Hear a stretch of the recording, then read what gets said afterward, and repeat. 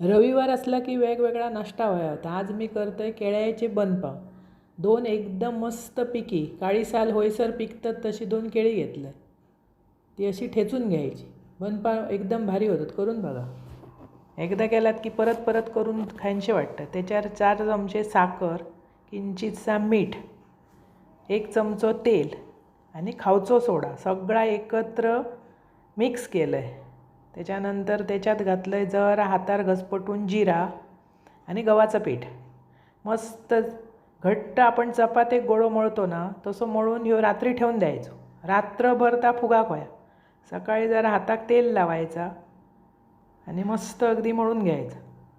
व्यवस्थित मळलास की बनपाव एकदम भारी होतात आणि गरगरीत टम्म फुगतात. असे करून बघा, आवडतले तुमका. नंतर तेल गरम करीत ठेवलं, त्याच्यावर असे तळून घेतलं. त्याला जाळी पण भारी पडतं आणि फुट्याच्या बरोबर एकदम भारी लागतात होय.